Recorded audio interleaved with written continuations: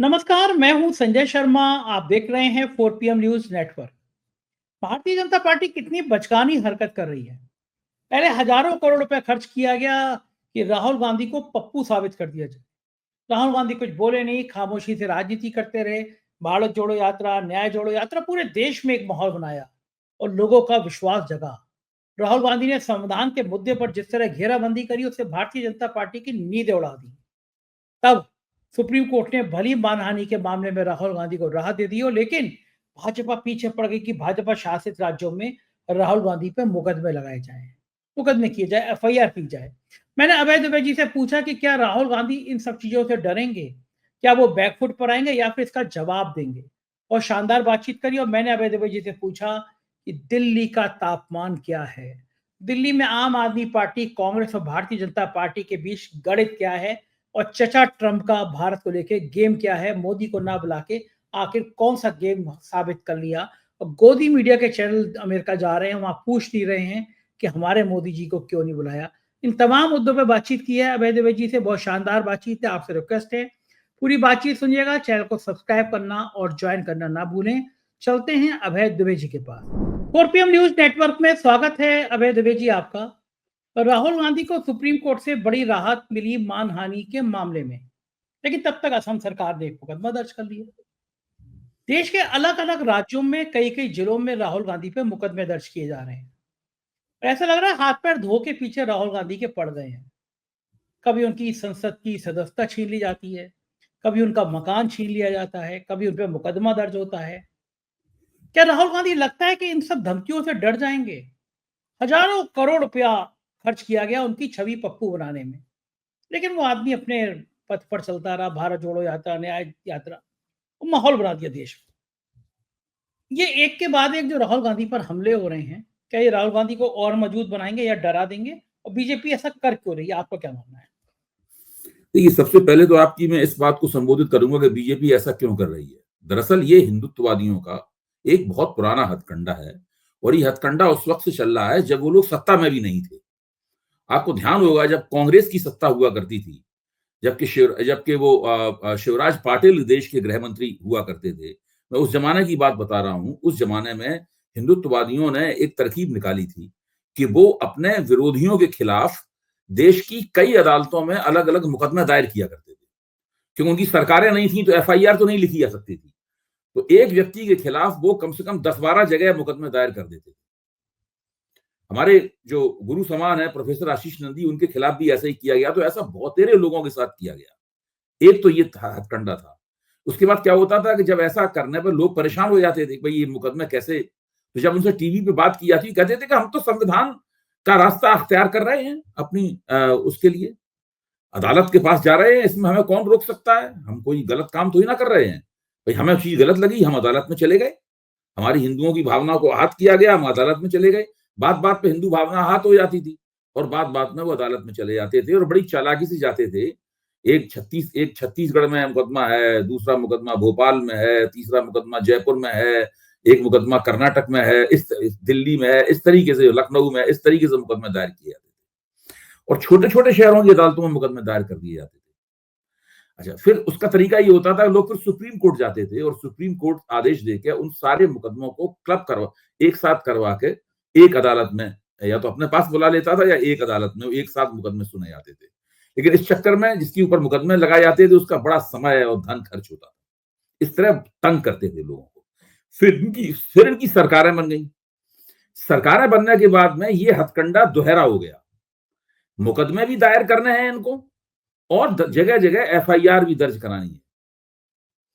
अच्छा, उस वक्त तक राहुल गांधी सत्ता में थे और सत्ता के तुरंत बाद कोई कांग्रेस का ग्राफ बहुत ज्यादा नीचे गिर गया था तो राहुल गांधी पे इनका नजला नहीं गिरा। केवल राहुल गांधी को एक कमजोर और पप्पू के रूप में चित्रित करने का अभियान इन्होंने जारी रखा। अब जबकि राहुल गांधी देश में एक मजबूत नेता के तौर पर उभर आए हैं और नरेंद्र मोदी से कंधा मिलाकर राष्ट्रीय मंच पर खड़े हुए हैं और दोनों में प्रतियोगिता की तुलना की जाती है। नरेंद्र मोदी अभी भी कई मायनों में आगे हैं, लेकिन कुछ मायनों में राहुल गांधी उन्हें कड़ी टक्कर दे रहे हैं।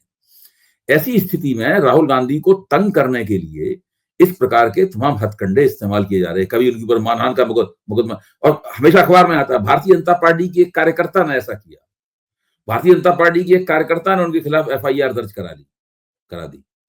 जो देश में विपक्ष का नेता है उसके खिलाफ पुलिस एफआईआर तब तक नहीं दर्ज कर सकती किसी भी राज्य की जब तक कि उसको उसके राजनीतिक आकाओं ने बाकायदा हुक्म न दिया हो, तब तक उनके खिलाफ एफआईआर नहीं दर्ज हो सकती।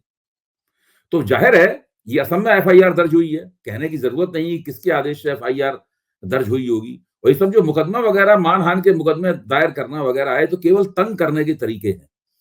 तो अब इसका एक ही तरीका है इससे मुकाबले का कि जो विपक्ष के नेता हैं, चाहे वो अरविंद केजरीवाल हों, चाहे वो अखिलेश यादव हों, चाहे वो राहुल गांधी हों, वो अपनी एक लीगल टीम उनकी होती भी है, वो तैयार करें, वो इन सबसे मुकाबला करती रहती है। ये आप इन लोगों को, मेरे ख्याल से विपक्ष ने उसके लिए एक रोजमर्रा की चीज हो गई है। अब ये लोग ज्यादा इससे प्रभावित नहीं होते। भाई हमारे खिलाफ मुकदमा दायर, क्या भाजपा वालों का काम ही है टीवी पे गाली देना, मुकदमा दायर करना, एफआईआर दर्ज करवाना। तो ये उनका काम है, ये उनकी बहुत ही निकृष्ट कोटि की जो रणनीति है, उस रणनीति का ये अनिवार्य हिस्सा है। और ये लगातार जब से विपक्ष में थे तब से ये इस हथकंडे का लगातार इस्तेमाल कर रहे हैं। अच्छा, इस हथकंडे से किसी की लोकप्रियता में कोई फर्क नहीं आता, किसी का मनोबल कमजोर नहीं होता। यहां तक कि जिसके खिलाफ वो जितना ज्यादा करते हैं वो ये मानता है कि इसका मतलब ये है कि हम इनकी आंखों में उतनी ज्यादा खटक रहे हैं,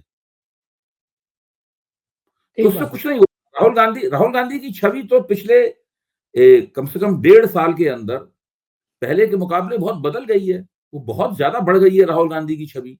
राहुल गांधी अब वास्तविक नेता बन गए हैं और वो लोकसभा के, देखिए इस लोकसभा के चुनाव में उनका ग्राफ बहुत ऊपर उठा है।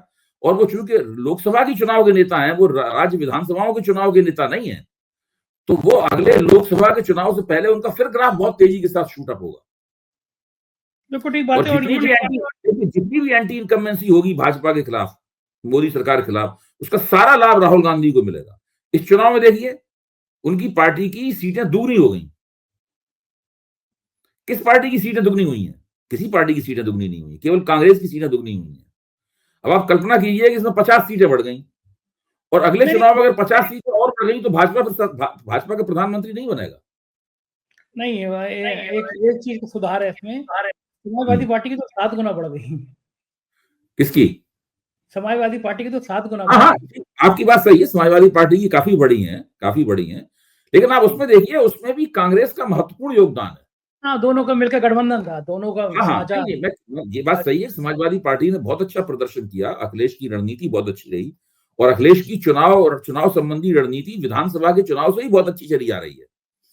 मैं विधानसभा के चुनाव से पहले उनकी रणनीति की प्रशंसा नहीं करता था, लेकिन इस विधानसभा चुनाव में वो जीत नहीं पाए, लेकिन उन्होंने बहुत अच्छा वोट प्रतिशत निकाला, बहुत अच्छी सीटें निकाली, जबकि विधानसभा चुनाव में समाजवादी पार्टी की हालत बड़ी खस्ता हुआ करती थी। सही बात है। हाँ, उसके बाद 2017 के विधानसभा चुनाव में बहुत बुरी हालत थी अखिलेश की। उसके बाद मतलब मुझे लगता है कि 22 के बाद उनको समझ में आया कि 22 में उन्होंने पहला चौका 22 में मारा और फिर 24 में उन्होंने छक्का मारा। और अब उन्हें 2000 अब चुनाव कब होगा? 27 में चुनाव होगा ना। हाँ, 2027 में उन्हें 6 छक्के मारने हैं। हाँ, वो बीजेपी परेशान भी है क्योंकि यूपी उसके लिए 2029 में क्लीन बोल्ड करना है। ये दो काम कर दें, इतिहास बना देंगे। फिर उनका नाम कभी भारत के लोकतांत्रिक इतिहास से जो है ना, वो कभी नहीं हटेगा उनका। और पार्लियामेंट के चुनाव से पहले लोग उन पे बड़ा कमेंट किया करते थे कि लोग सोशल मीडिया पे लिखा करते थे लगातार हारने वाला नेता, और ये लेकिन वो खामोश होकर अपनी रणनीति बनाने में रहे। और अखिलेश ने लोकसभा में तो उत्तर प्रदेश ने ही रोक दिया मोदी जी को पूर्ण बहुमत से, वरना तो आप सही कह रहे हैं, वो तो बहुत अच्छा, मैं उसको, हम लोग कई बार उसकी प्रशंसा कर चुके हैं, बहुत अच्छा किया है। और उसमें कांग्रेस के साथ उनकी जो जुगलबंदी है वो बहुत महत्वपूर्ण है और वो जुगलबंदी आज भी जारी है। उसका दिल्ली में वो क्या कर रहे हैं और वो इन सब से उसका जो मीडिया में जोड़ा जाता है ना, इस तरह मीडिया को अपने प्रोग्राम करना है, वैसे उसका केवल मीडिया, इसको आप मीडियाबाजी कहिए, इसका कोई ज्यादा महत्व नहीं है राजनीति के लिए। बिल्कुल ठीक बात है। अब आते हैं, अगर आप दिल्ली की बात कर रहे हैं तो दिल्ली की राजनीति घमासान तेज हो रहा है, एक दूसरे पे आरोप प्रत्यारोप तेज हो रहे हैं। अरविंद केजरीवाल का हमला सुर्खियों में है कि किस तरह उनकी गाड़ी में पत्थर चलाए गए। इन सब के बीच में आपके पास क्या सूचना है? दिल्ली में किसका ग्राफ बढ़ रहा है? किसका ग्राफ कम हो रहा है। दिल्ली का चुनाव बड़ा महत्वपूर्ण है भारतीय जनता पार्टी और अरविंद केजरीवाल दोनों के लिए, और बीजेपी के लिए इसलिए महत्वपूर्ण है क्योंकि अरविंद केजरीवाल जीत गए तो नाक में दम कर देंगे। जिस तरह से अपनी तीखे तीखे सवालों से वैसे ही वो दम किए रहते हैं। क्या लग रहा है आपको, दिल्ली का संकेत क्या आ रहे हैं आपके पास अभय जी? देखिए, मुझे तो लग रहा है कि ये बीजेपी, खास तौर से कांग्रेस तो नहीं, मैं तो किसी गिनती में नहीं रखता उसको, भारतीय जनता पार्टी अरविंद केजरीवाल के हाथों में खेल रही है। वो अरविंद केजरीवाल की रणनीति में इस तरह फंसी हुई है कि भाजपा की ये समझ में नहीं आ रहा है कि वो अरविंद के वो क्या करे और क्या ना करे। अब देखिए, जो अरविंद केजरीवाल पे हमले का मामला है, अब आप इसको छोड़ दीजिए, कौन किसकी बात सही गलत है, हम लोग कोई पुलिस वाले तो है नहीं, हम कैसे बताएं किसकी बात सही है गलत है। सही बात है। आप ये देखिए कि लगातार भाजपा अरविंद केजरीवाल के साथ इस बहस में फंसी हुई है। अरविंद केजरीवाल ने कार चढ़ाने के लिए कहा, अरविंद केजरीवाल कह रहे हैं तुमने हमारे ऊपर पत्थर फेंका, हमला किया, हमारी हत्या करने की कोशिश की, 3 क्रिमिनल उसमें वो शामिल थे। प्रवेश वर्मा कह रहे 3 नहीं, 1 ही था, बाकी 2 तो कुछ और हैं। पहले वो भाजपा के लोग थे, फिर वो अचानक नई दिल्ली के वोटर हो गए क्योंकि जब उनका आपराधिक रिकॉर्ड सामने आ गया। तो पूरी बहस इसी बात पे है। अच्छा, मान लीजिए 4 दिन तक बहस होती रही, तो भाजपा ने 4 दिन और गंवा दिए। इन 4 दिनों में वो अरविंद केजरीवाल का जो गवर्नेंस संबंधी रिकॉर्ड है उसकी आलोचना में कुछ कह सकती थी। अच्छा, बीच में भाजपा ने वो चलाया था कि भाई ये तो मुख्यमंत्री बनने काबिल नहीं है, कि वो सुप्रीम कोर्ट ने इन पर पाबंदियां लगा रखी हैं। अब फिर भाजपा ने ये कहना बंद कर दिया। वो इसमें हमले वाले चक्कर में भाजपा फंस गई। आप देखिए, तो ये जितना कुछ हो रहा, अरविंद पिछले 10 साल में आम आदमी पार्टी की सरकार ने जो काम किया है, उस काम की आलोचना क्या है? काम की आलोचना ऐसे नहीं होती कि आप कहें इन्होंने कुछ नहीं किया, ये झूठ बोलते हैं, इन्होंने कोई वादा पूरा नहीं किया, ऐसे नहीं होती है काम की आलोचना।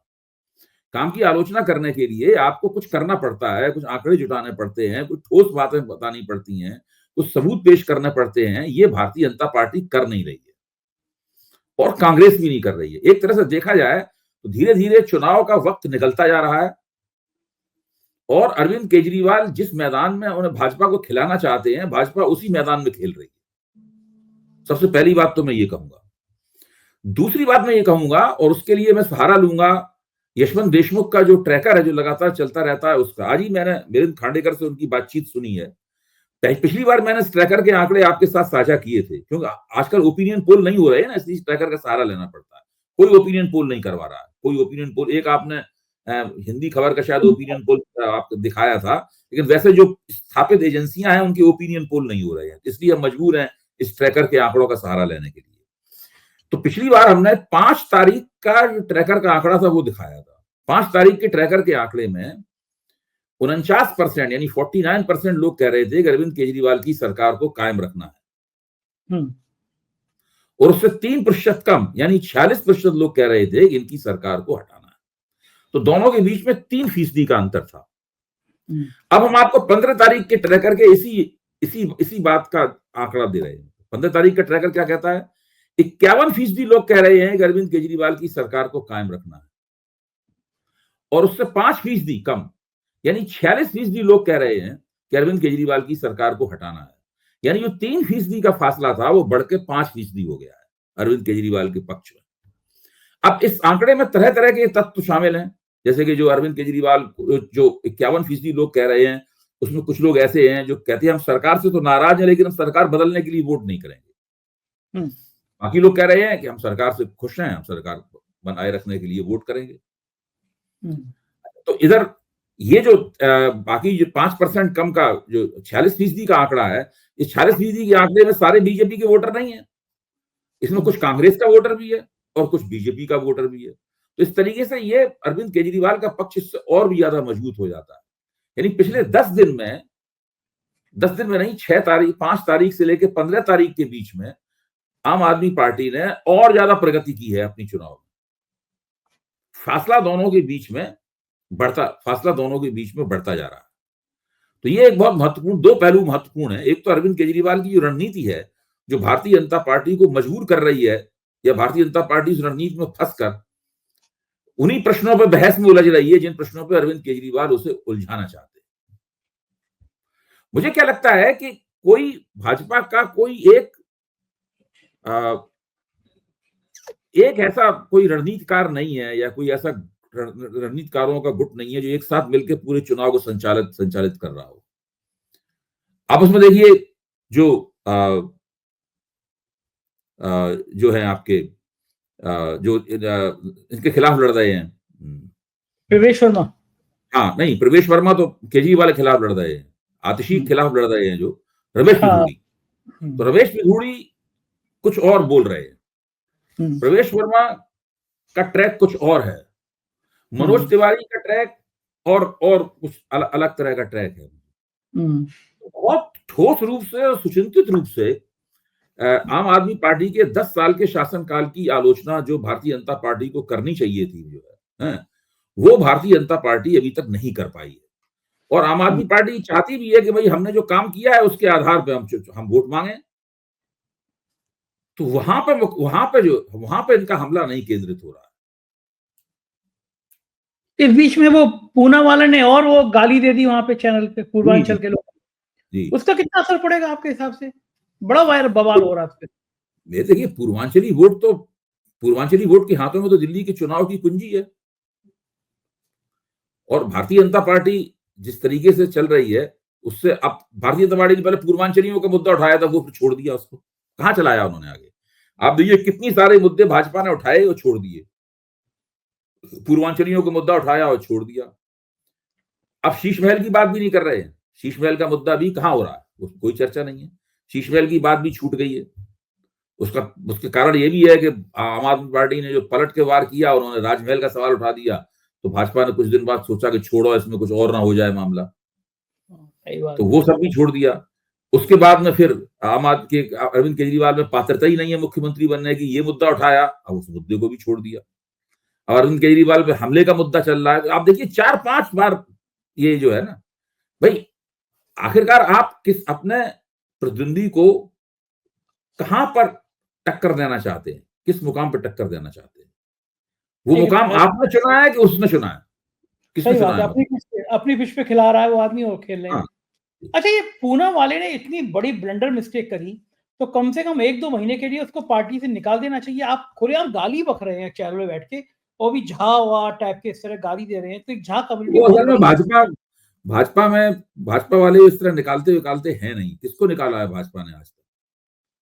जो खुल के रिश्वत लेते हुए उनके अध्यक्ष महोदय पकड़ गए थे कैमरे के ऊपर, स्टिंग ऑपरेशन में पकड़ गए थे उनके अध्यक्ष महोदय, उनको भी तो बहुत दिनों तक भारतीय जनता पार्टी ने केवल थोड़ा सा फ्रीयर में डाल रखा था, उनको भी कोई दंडित थोड़ी ना किया, उनके परिवार को सबको रिहेबिलिट किया। सबको भाजपा में नहीं होता है, उनको तो भाजपा जो अपने आप को अलग चाल चरित्र वाली पार्टी कहती है, तो यहीं पे अलग दिखाई पड़ती है इसी जगह।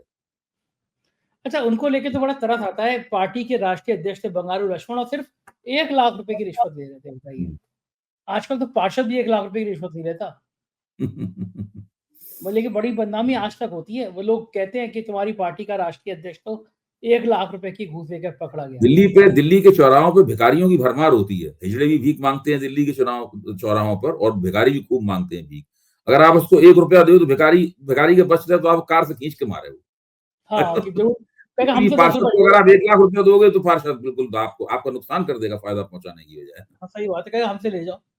अच्छा, इस बीच में आज टीवी चैनल में देख रहा था, उसपे बड़ी सुर्खियों में चल रहा था कि अब योगी आदित्यनाथ आ रहे हैं और बटेंगे तो कटेगा नारा, पूर्वांचल को एक कर देगा। क्या ये योगी जी आके कहेंगे फिर बटोगे कटोगे, तो क्या पूर्वांचल के वोटों को एक कर देगा? दिल्ली में रहने वाला आदमी। देखिए पूर्वांचल जो है ना, वो भारतीय जनता पार्टी की गले की हड्डी है। उत्तर प्रदेश का जो पूर्वांचल है, जो ईस्टर्न यूपी है, भाजपा तो वहां कमजोर रहती है हमेशा। भाजपा कम मजबूत रही वहां पे। कोई भी मुख्यमंत्री रहो, हमेशा भाजपा को ईस्टर्न यूपी में बहुत कड़ा संघर्ष करना पड़ता है।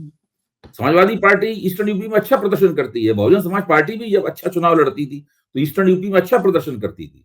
भारतीय जनता पार्टी का कमजोर रहा करता था। ईस्टर्न यूपी का एक हिस्सा बनारस वगैरह उनका मजबूत था, वो बनारस गोरखपुर मजबूत रहता, लेकिन बाकी हिस्सा ईस्टर्न यूपी बहुत बड़ा है। तो जो ईस्ट जो है ना, वो भाजपा को दुखी करता है।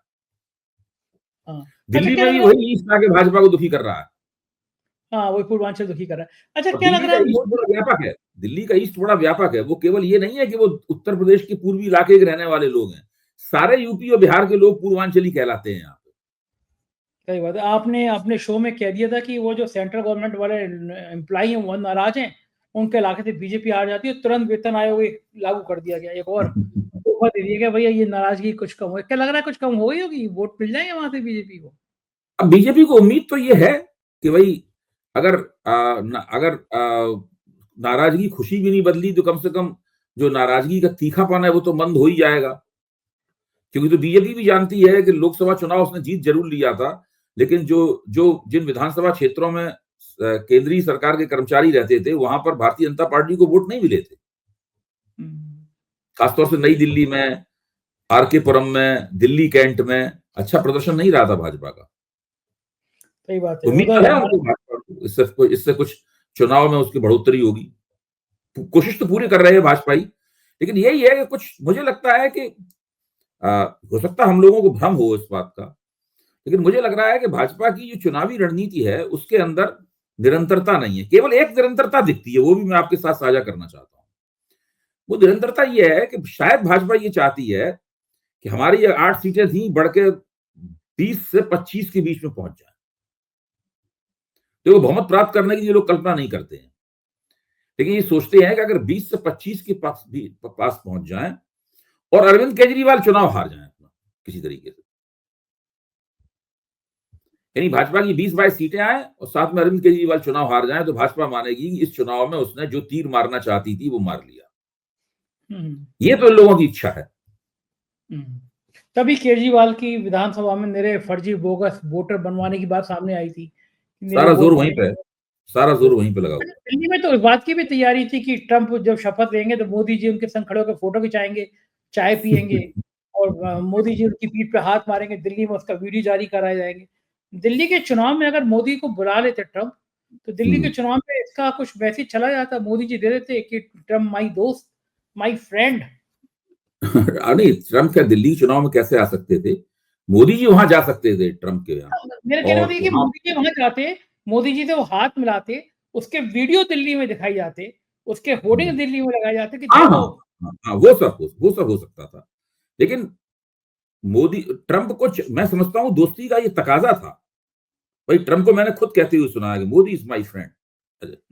तो वो दोस्ती का जब आप कह रहे हैं, आप इतने बड़े आदमी हैं, अमेरिका के राष्ट्रपति रह चुके हैं, फिर बनने जा रहे थे राष्ट्रपति, तो आपको कम से कम नरेंद्र मोदी को व्यक्तिगत निमंत्रण भेजना चाहिए था, जो उन्होंने नहीं भेजा। अब रिलायंस अंबानी जी गए हैं वहां पे अपनी पत्नी के साथ, वो ट्रंप से भी मिल रहे हैं, उपराष्ट्रपति से भी मिल रहे हैं, उनके साथ चाय भी पी रहे हैं। यहाँ पे चर्चा ये है कि $10 लाख देकर वो सीट खरीदी गई है। वहां तो टिकट बिकता है ना अमेरिका में। अमेरिका में टिकट बिकता है। जब तक सरकार आपको व्यक्तिगत रूप से बुला रही है तो बात दूसरी है, फिर तो आप जाएंगे सरकारी मेहमान बन के और आपका उसके हिसाब से स्वागत होगा। लेकिन बाकी सब लोगों को तो टिकट पैसे से खरीदना पड़ता है। अमेरिका तो पैसे का देश है और वहां इन बातों का बुरा भी नहीं माना जाता। वहां कोई इज्जत बेइज्जती की बात नहीं है। जिसने टिकट खरीद लिया, जितने भी बहुत सारे इतने जाने कितने डिनर और लंच होते हैं, उसमें लोग बाकायदा अपनी सीट खरीदते हैं, अपनी प्लेट खरीदते हैं वहां जाकर, और काफी पैसे देते हैं उसके बदले में। उससे उनको फायदा होता है। इनके बारे में यही कहा जा रहा है कि $10 लाख खर्च करके, करीब 8 या 9 करोड़ रुपया खर्च करके जो है ना, इन्होंने ये टिकट खरीदा है वहां का। मोदी जी बेचारे ये भी नहीं कर सकते कि पैसे देकर टिकट खरीदते हैं, वो तो नहीं बेचारे। नहीं, मोदी जी क्यों? अगर फैल गई कि मोदी जी ने पैसे देकर टिकट खरीदा तो बिल्कुल ही बची खुची नाक सब कट जाएगी। लेकिन बहुत बड़ा झटका लगा। अच्छा, दूसरा जो चैनल अंजना ओम कश्यप जी वहां से वीडियो कर रही थी, और मैं बड़े गौर से सुन रहा था कि अब ये सवाल करेंगी वो कि मोदी को ना बुलाने से अमेरिका पे रिश्ते पे क्या असर पड़ेगा। कोई चैनल ये फिर बात ही नहीं कर रहा कि हमारे प्रधानमंत्री को नहीं बुलाया गया। बात तो नहीं होना वो चाहिए ना। नहीं नहीं, वो इस पर, ये तो उनकी दुखती रह गए, वो इसकी बात क्यों करेंगे? ये तो रणनीति उन्हें पढ़ाई गई होगी, उन्हें सवेरे बैठ के उपदेश दिया गया होगा कि भाई ये सब चर्चा नहीं करनी है। अगर वो इसकी चर्चा करने लगेंगे कि भाई ट्रम्प की ये क्या मजाल है, ये क्यों नहीं किया ट्रम्प ने, ये क्यों किया, तो उससे बहुत बेइज्जती होगी। इस चीज को तो वो इस तरीके से देखेंगे ये घटना घटित ही नहीं हुई है, न बुलाने वाली। बताइए कि पिछली बार जिन्होंने नारे लगाए थे अखबारों में उन्होंने प्राइवेट लेख छप रहे हैं कि भारत के बिना ट्रम्प का क्या करेंगे, भारत के बिना ट्रम्प कुछ नहीं कर क्या सकते, भारत के साथ संबंध उन्हें अच्छे रखने ही है। जबकि ये एक हकीकत है कि जब ट्रम्प पहली बार राष्ट्रपति बने थे तब भी उन्होंने जनरल प्रेफरेंस की सूची होती है उसमें से भारत का नाम कटवा दिया था उन्होंने, ट्रंप ने। और भारत के बहुत से माल पर टैरिफ भी चढ़ दिए थे, उन्होंने भारी टैक्स लगा दिए थे। बदले में भारत ने भी सोचा कि हम भी अमेरिकी माल पर टैरिफ लगाएं, लेकिन वो फिर लोगों ने सलाह दी कि ऐसा मत करो वरना टैरिफ वार छिड़ जाएगा। तो भारत ने परहेज की और टैरिफ नहीं लगाया। इस बार तो ट्रंप ने पहले ही कह दिया कि इंडिया तो टैरिफ किंग है, हम तो बहुत टैरिफ लगाएंगे। जिन 5 देशों का जिक्र किया है कि उसके माल को हम अमेरिका में घुसने को महंगा कर देंगे, उसमें चीन है, भारत है, कनाडा है, मैक्सिको है, ये सारे इन लोगों का माल है उसमें। पहले ही दिन भारत को ऐसा ठेंगा दिखाया और चीन के टिकटॉक को अनुमति दे दी। चचा ट्रंप ने बहुत ही दिल दुखाया है लोगों को। मतलब चीन के संग इतनी दोस्ती का हाथ बढ़ा दिया, भारत को ठेंगा दिखा दिया और कोई जिक्र नहीं है। लेकिन ठीक बात है, हम आने वाले समय में 1-2 दिन में ट्रंप की राजनीति पे भी चर्चा करेंगे। आपके साथ बहुत बहुत शुक्रिया अभय जी, आपने समय दिया। Thank you. ये थे अभय द्विवेदी जी और मुझे यकीन है ये बातचीत आपको पसंद आई होगी। मैं आपकी राय का इंतजार कर रहा हूँ, जरूर सहयोग करिएगा। Thank you sir.